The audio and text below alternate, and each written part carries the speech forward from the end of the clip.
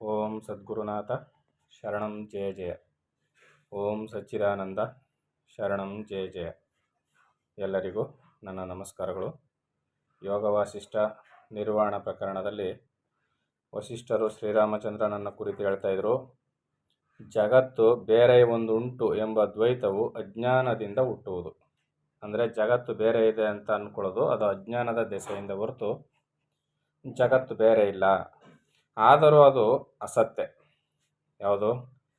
ಜಗತ್ತು ಪರಬ್ರಹ್ಮನಿಗಿಂತ ಬೇರೆ ಇದೆ ಅಂತ ಅಂದ್ಕೊಳ್ಳೋದು ಅಜ್ಞಾನ.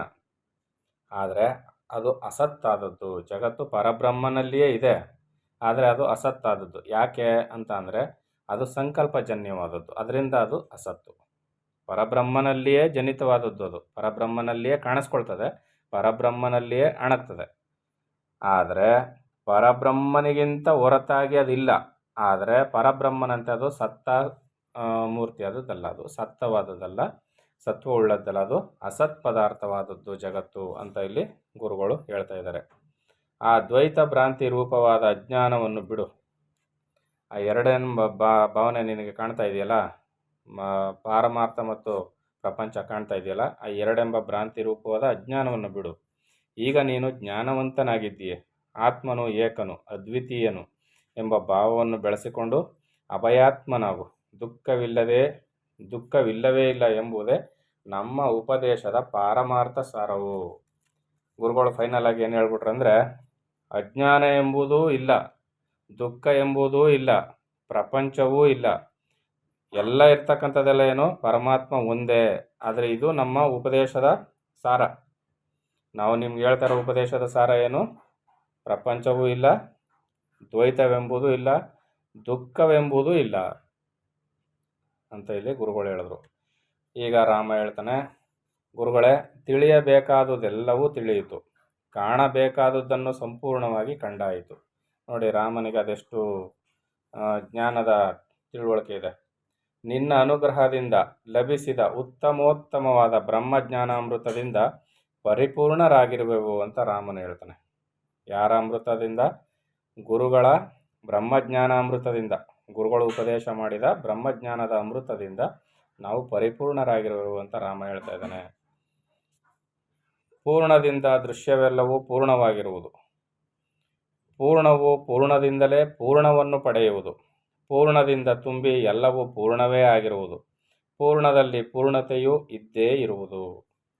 ಇದು ಯಾವ ಶ್ಲೋಕದ ಮಾತು ಅಂದರೆ, ಓಂ ಪೂರ್ಣಮದ ಪೂರ್ಣಮಿದಂ ಪೂರ್ಣಾತ್ ಪೂರ್ಣಮುದಚ್ಯತೆ ಪೂರ್ಣಸ್ಯ ಪೂರ್ಣಮಾದಾಯ ಪೂರ್ಣಮೇವಾವಶಿಷ್ಯತೆ ಅಂತ ಹೇಳ್ತಾರಲ್ಲ, ಆ ಶ್ಲೋಕದ್ದಿದು.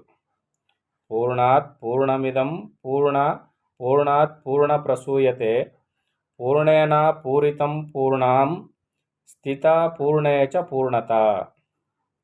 ಈ ಶ್ಲೋಕದ ಅರ್ಥ, ಪೂರ್ಣದಿಂದ ದೃಶ್ಯವೆಲ್ಲವೂ ಪೂರ್ಣವಾಗಿರುವುದು. ಯಾವುದು ಪೂರ್ಣ? ಪರಮಾತ್ಮನ ಪೂರ್ಣ.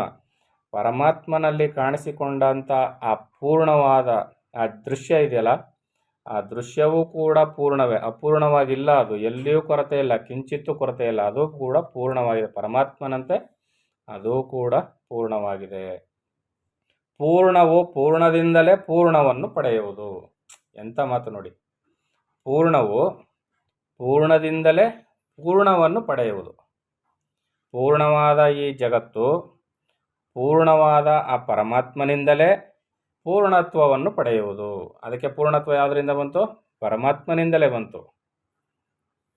ಪೂರ್ಣದಿಂದ ತುಂಬಿ ಎಲ್ಲವೂ ಪೂರ್ಣವೇ ಆಗಿರುವುದು.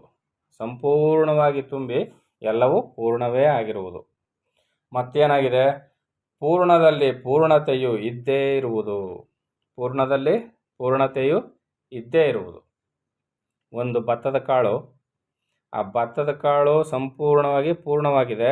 ಅದನ್ನು ಬಿತ್ತಿದರೆ ಬರುವಂತಹ ಕಾಳು ಕೂಡ ಪೂರ್ಣವಾದ ಭತ್ತದಿಂದ ಭತ್ತದ ಕಾಳು, ಪೂರ್ಣವಾದ ಭತ್ತದ ಕಾಳುಗಳೇ ಬರ್ತವೆ.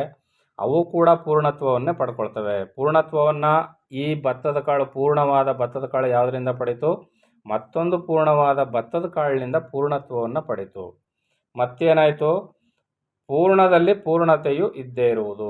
ಈ ಪೂರ್ಣವಾದ ಈ ಭತ್ತದ ಕಾಳಿನಲ್ಲಿ ಪರಬ್ರಹ್ಮ ಸ್ವರೂಪಿಯಾದ ಈ ಪ್ರಪಂಚದಲ್ಲಿ ಕೂಡ ಅಪೂರ್ಣತೆಯು ಇದ್ದೇ ಇರುವುದು ಅಂತ ಇಲ್ಲಿ ರಾಮ ಹೇಳ್ತಾ ಇದ್ದಾನೆ. ಮುಂದುವರೆದು ಹೇಳ್ತಾನೆ, ಬ್ರಹ್ಮನ್ ನನಗೆ ಜ್ಞಾನವು ಇನ್ನೂ ಬೆಳೆಯಲೆಂದು ಲೀಲೆಯೊಂದು ಇನ್ನೂ ಒಮ್ಮೆ ಪ್ರಶ್ನೆಯನ್ನು ಕೇಳುವೆನು.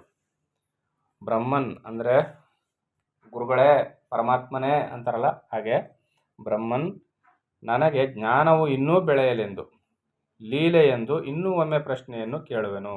ನನಗೆ ಇನ್ನೂ ಸ್ವಲ್ಪ ಜ್ಞಾನ ಬೆಳೀಲಿ ಅಂತ ಲೀಲೆಯಿಂದ ಇನ್ನೊಂದು ಪ್ರಶ್ನೆ ಕೇಳ್ತೀನಿ ಗುರುಗಳೇ, ಏನೂ ಬೇಜಾರು ಮಾಡ್ಕೋಬೇಡಿ. ತಂದೆಯು ಮಗುವನ್ನು ಸಹಿಸುವಂತೆ ನೀನು ಸಹಿಸಿಕೋ, ಕೋಪವನ್ನು ಮಾಡಬೇಡ. ಗುರುಗಳೇ, ಕೋಪ ಮಾಡ್ಕೋಬೇಡಿ, ದಯವಿಟ್ಟು ನನಗೆ ಇನ್ನೊಂದು ಪ್ರಶ್ನೆ ಕೇಳ್ತೀನಿ, ಅದಕ್ಕೆ ಉತ್ತರವನ್ನು ಕೊಡಿ. ಯಾವ ಥರ ಅಂದರೆ, ಒಂದು ತೊದಲು ನುಡಿಯನ್ನು ಆಡ್ತಕ್ಕಂಥ ಮಗು ಅನೇಕ ಪ್ರಶ್ನೆಗಳನ್ನು ಕೇಳುತ್ತೆ. ಅದಕ್ಕೆ ಅನುಮಾನ, ಇದೇನು ಇದೇನು ಇದೇನು ಅಂತ. ಯಾಕಂದರೆ ಹೊಸದಾಗಿ ಜಗತ್ತನ್ನು ನೋಡ್ತಾ ಇರ್ತದೆ, ಆಶ್ಚರ್ಯ ಅದಕ್ಕೆ, ಎಲ್ಲವೂ ಹೊಸದಾಗಿ ಕಾಣ್ತಾ ಇರ್ತದೆ, ಎಲ್ಲವನ್ನು ತಿಳ್ಕೋಬೇಕು ಅನ್ನೋ ಹಂಬಲ ಇರ್ತದೆ, ಪ್ರಶ್ನೆ ಮಾಡ್ತಾನೆ ಇರ್ತದೆ. ಆದರೆ ತಂದೆ ಆದವನು ಎಂದಿಗೂ ಕೋಪಿಸ್ಕೊಳ್ಳೋದಿಲ್ಲ, ಉತ್ತರವನ್ನು ಹೇಳ್ತಾನೆ ಇರ್ತಾನೆ. ಅವನಿಗೆ ಆ ಉತ್ತರ ಹೇಳೋದ್ರಲ್ಲೇ ಸಂತೋಷ. ಆದರೆ ಇದಕ್ಕೊಂದು ತದ್ವಿರುದ್ಧವಾಗಿ ಒಂದು ಕತೆ ಹೇಳಿದರು. ವಯಸ್ಸಾದ ತಂದೆ ಕಣ್ಣೆಲ್ಲ ಮಂಜಾಗಿರ್ತದೆ, ಒಂದು ಕಾಗೆ ಬಂದು ಪಕ್ಕದಲ್ಲಿ ಕೂತ್ಕೊಂಡಿರ್ತದೆ. ಆ ತಂದೆ ಮಗನನ್ನು ಕೇಳ್ತಾನಂತೆ, ಅಪ್ಪ ಇದೇನು ಅಂತ. ಅಪ್ಪ ಅದು ಕಾಗೆ ಬಂದು ಕೂತ್ಕೊಂಡಿದೆ ಅಂತ ಹೇಳಿದಾಗ ಅವನು ಪದೇ ಅದಕ್ಕೆ ಸಂಬಂಧಪಟ್ಟಂಗೆ ಪ್ರಶ್ನೆ ಕೇಳ್ತಾನೆ ಇರ್ತಾನಂತೆ. ಆಗ ಮಗ ಹೇಳ್ತಾನಂತೆ, ಬಾಯಿ ಮುಚ್ಕೊಂಡು ಕೂತ್ಕಪ್ಪ, ನಿನ್ಗೆ ಎಷ್ಟು ಸಲ ಹೇಳೋದು, ಅದು ಕಾಗೆ ಅಂತ ಹೇಳಲಿಲ್ವಾ, ಅದು ಬಂದು ಕೂತ್ಕೊಂಡಿದೆ, ಸುಮ್ಮನೆ ಯಾಕೆ ತಲೆ ತಿಂತೀಯ ಅಂತ ಅವ್ರ ಅಪ್ಪನನ್ನು ಗದರಿಸಿದ್ನಂತೆ ಮಗ. ಆಗ ಅವರಪ್ಪ ಮಗನ ಕೈ ಹಿಡ್ಕೊಂಡು ಹೋಗಿ, ನಾನು ಇಲ್ಲೊಂದು ಡೈರಿ ಇಟ್ಟಿದ್ದೀನಿ ತೆಗಿಯಪ್ಪ ಅಂತೇಳಿ ಡೈರಿಯನ್ನು ತೆಗೆಸಿದ್ನಂತೆ. ತೆಗೆಸಿದಾಗ ಮಗ ಎಳೆತನದಲ್ಲಿದ್ದಾಗ ಇದೇ ಪ್ರಶ್ನೆ ಕೇಳ್ತಿದ್ನಂತೆ, ಅಪ್ಪ ಇದೇನು ಅಂದರೆ, ಕಾಗೆ ಕಣಪ್ಪ, ಕಾಗೆ, ಇದು ಏನಾಗಿದೆಯಪ್ಪ ಅಂದರೆ ಇದು ಕಪ್ಪಗಿದೆ, ಇದು ಯಾಕೆ ಕಪ್ಪಗಿದೆ, ಈ ಥರ ಪ್ರಶ್ನೆಗಳನ್ನ ಮಗ ಕೇಳ್ತಾ ಇದ್ರೆ ಮಗ ಕೇಳುವ ಪ್ರಶ್ನೆಗಳಿಗೆ ಬಹಳ ಸಂತೋಷದಿಂದ ಅಪ್ಪ ಉತ್ತರ ಕೊಡ್ತಿದ್ನಂತೆ, ಒಂದಿನೂ ಗದರಲಿಲ್ವಂತೆ. ಆದರೆ ವಯಸ್ಸಾದ ತಂದೆ ಕಣ್ಣು ಕಾಣದೇನೆ ಪ್ರಶ್ನೆಯನ್ನು ಕೇಳಿದಾಗ ಮಗ ಗದರಿಸಿದ್ನಂತೆ. ಆ ಡೈರಿಯಲ್ಲಿ ಉಲ್ಲೇಖ ಮಾಡಿದಂತಹ ವಿಚಾರವನ್ನು ಕೇಳಿ ಮಗ ನಾಚಿಕೆಯಿಂದ ತಲೆ ತಗ್ಸಿದ್ನಂತೆ. ಅಂದರೆ ಇಲ್ಲೇನು ಹೇಳ್ತಾ ಇದ್ದಾರೆ, ನಾನು ಕೂಡ ಪ್ರಶ್ನೆಯನ್ನು ಕೇಳ್ತೀನಿ ಗುರುಗಳೇ, ನೀವು ಕೋಪ ಮಾಡ್ಕೋಬೇಡಿ, ಸಹಿಸ್ಕೊಂಡು ನನಗೆ ಉತ್ತರವನ್ನು ಹೇಳಿ, ನನ್ನ ಜ್ಞಾನವನ್ನು ಬೆಳೆಸ್ಕೊಳ್ಳಿಕ್ಕೆ ಅಂತ.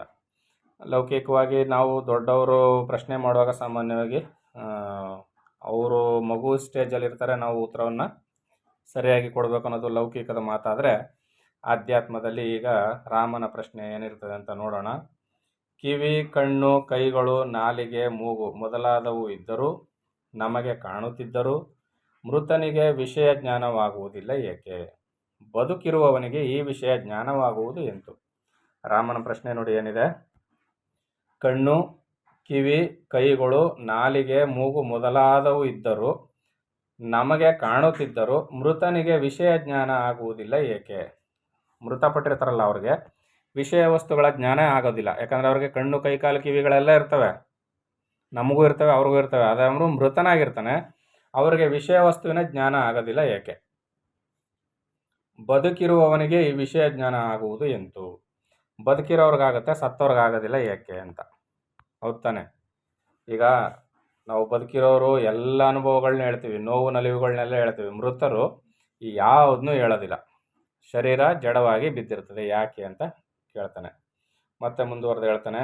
ರಾಮನ ಪ್ರಶ್ನೆ ಅಷ್ಟಕ್ಕೆ ನಿಲ್ಲೋದಿಲ್ಲ, ಪ್ರಶ್ನೆ ಮುಂದುವರಿತದೆ. ಘಟಾದಿ ರೂಪವಾಗಿರುವ ಬಾಹ್ಯ ವಿಷಯಗಳನ್ನು ಇಂದ್ರಿಯಗಳು ಜಡವಾದರೂ ಶರೀರದಲ್ಲಿ ಅನುಭವಿಸುವುದೆಂತು? ಅನುಭವಿಸದಿರುವುದು ಎಂತು? ಎರಡು ಪ್ರಶ್ನೆಯನ್ನು ಕೇಳ್ತಾನೆ. ಏನಾಯಿತು? ಘಟಾದಿ ರೂಪವಾಗಿರುವ ಬಾಹ್ಯ ವಿಷಯಗಳಲ್ಲಿ, ಈ ಮಣ್ಣಿನ ಮಡಕೆ ಅದು ಬಾಹ್ಯ ವಿಷಯಗಳು. ಘಟಾದಿ ರೂಪವಾಗಿರುವ ಬಾಹ್ಯ ವಿಷಯಗಳನ್ನು ಇಂದ್ರಿಯಗಳು ಜಡವಾದರೂ ಶರೀರದಲ್ಲಿ ಅನುಭವಿಸುವುದೆಂತು? ಅನುಭವಿಸದೇ ಇರುವುದೆಂತು? ಇಂದ್ರಿಯಗಳು ಜಡ ರೂಪ, ಇವಕ್ಕೆ ಚೈತನ್ಯ ಇಲ್ಲ, ಆದರೆ ಇವು ಶರೀರದಲ್ಲಿ ಅದನ್ನು ಅನುಭವಿಸ್ತಾವಲ್ಲ ಹೇಗೆ ಗುರುಗಳೇ? ಮತ್ತೆ ಅನುಭವಿಸೋದಿಲ್ವಲ್ಲ, ಯಾವ ಮೃತದೇಹದಲ್ಲಿ ಅನುಭವಿಸ್ತಾ ಇಲ್ಲ, ಚೈತನ್ಯವಿರುವ ದೇಹದಲ್ಲಿ ಅನುಭವಿಸ್ತಾ ಇದೆ, ಹೇಗೆ ಅಂತ ಕೇಳ್ತಾನೆ. ಮತ್ತು ಮುಂದುವರೆದು ಕೇಳ್ತಾನೆ. ಕಬ್ಬಿಣದ ಸಲಾಕೆಗಳೆರಡರಂತೆ, ಕಬ್ಬಿಣದ ಸಲಾಕೆಗಳು ಎರಡಿರ್ತವೆ, ಭಿನ್ನ ಭಿನ್ನ ದೇಶದಲ್ಲಿರುವ ಘಟಾದಿ ವಿಷಯಗಳಿಗೂ ಅಂದರೆ ಚಕ್ಷುರಾದಿ ಇಂದ್ರಿಯಗಳಿಗೂ ಯಾವ ಸಂಬಂಧವೂ ಕಾಣಿಸುವುದಿಲ್ಲ. ಹೀಗಿರಲು ಒಳಗೆ ಅವುಗಳಿಗೆ ಯಾವ ಸಂಬಂಧ ಉಂಟಾಗಿ ಇಂದ್ರಿಯಗಳು ವಿಷಯ ಜ್ಞಾನವನ್ನು ಪಡೆಯುವು. ಪ್ರಶ್ನೆ ಏನು ಹೇಳ್ತಾನೆ ಇಲ್ಲಿ? ಕಬ್ಬಿಣದ ಸಲಾಕೆಗಳು ಎರಡಿರ್ತವೆ ಅಂತ ಇಟ್ಕೊಳ್ಳೋಣ. ಘಟಾದಿ ವಿಷಯಗಳಿಗೂ ಮತ್ತು ಇಂದ್ರಿಯಗಳಿಗೂ ಯಾವ ಸಂಬಂಧವೂ ಕಾಣಿಸುವುದಿಲ್ಲ. ವಿಷಯಗಳಿಗೂ ಇಂದ್ರಿಯಗಳಿಗೂ ಯಾವ ಸಂಬಂಧವೂ ಇಲ್ಲ, ಅರ್ಥ ಆಯ್ತಲ್ವಾ? ಆದರೆ ಹೀಗಿರಲು ಒಳಗೆ ಅವುಗಳಿಗೆ ಯಾವ ಸಂಬಂಧ ಉಂಟಾಗಿ ಇಂದ್ರಿಯಗಳು ವಿಷಯ ಜ್ಞಾನವನ್ನು ಪಡೆಯುವು. ವಿಷಯ ವಸ್ತು ಒಂದು ಮಾವಿನ ಹಣ್ಣು, ಅದನ್ನು ನೋಡಿ ಕಣ್ಣಲ್ಲಿ ಬಯಸೋದು, ಕಣ್ಣು ನೋಡ್ತದೆ, ಮನಸ್ಸು ಅದನ್ನು ಬಯಸ್ತದೆ, ನಾಲ್ಗೆ ಅದನ್ನು ಸವಿದು ರಸವನ್ನು ಉಂಡು ಅನುಭವಿಸ್ತದೆ. ಇವುಗಳಿಗೆ ಸಂಬಂಧವನ್ನು ಏರ್ಪಡಿಸ್ತಕ್ಕಂಥದ್ದು ಯಾವುದು ಅಂತ ರಾಮನ ಪ್ರಶ್ನೆ. ಮತ್ತು ಇವೆಲ್ಲವನ್ನು ನಾನು ಬಲ್ಲವನಾದರೂ ಮತ್ತೆ ಮತ್ತೆ ನೂರಾರು ಸಲ ಕೇಳುತ್ತಿರುವೆನು, ದಯವಿಟ್ಟು ಸಂಪೂರ್ಣವಾಗಿ ಹೇಳಬೇಕು ಅಂತ ರಾಮನು ಪ್ರಶ್ನೆಯನ್ನು ಮುಗಿಸ್ತಾನೆ. ಇವೆಲ್ಲವನ್ನು ನನಗೆ ಗೊತ್ತಿದೆ ಗುರುಗಳೇ, ಆದರೆ ಮತ್ತೆ ಮತ್ತೆ ನಿಮ್ಮ ಬಾಯಿಂದ ಈ ಉತ್ತರವನ್ನು ಕೇಳಿ ತಿಳ್ಕೋಬೇಕು, ಚೆನ್ನಾಗಿ ಮನದಟ್ಟು ಮಾಡ್ಕೋಬೇಕು ಅಂತ ಆಸೆ ಇದೆ. ಅದರಿಂದ ದಯವಿಟ್ಟು ಇದಕ್ಕೆ ಉತ್ತರವನ್ನು ಹೇಳಿ ಅಂತ ರಾಮನ ಪ್ರಶ್ನೆಯನ್ನು ಕೇಳ್ತಾನೆ. ಗುರುಗಳು ಅದಕ್ಕೆ ಏನು ಉತ್ತರ ಹೇಳ್ತಾರೆ ಅಂತ ಮುಂದಿನ ಆಡಿಯೋದಲ್ಲಿ ನೋಡೋಣ. ಎಲ್ಲರಿಗೂ ಒಳ್ಳೆಯದಾಗಲಿ. ಓಂ ಸದ್ಗುರುನಾಥ ಶರಣಂ ಜಯ ಜಯ. ಓಂ ಸಚ್ಚಿದಾನಂದ ಶರಣಂ ಜಯ ಜಯ. ಹರಿ ಓಂ ತತ್ಸತ್. ಹರಿ ಓಂ ತತ್ಸತ್. ಹರಿ ಓಂ ತತ್ಸತ್.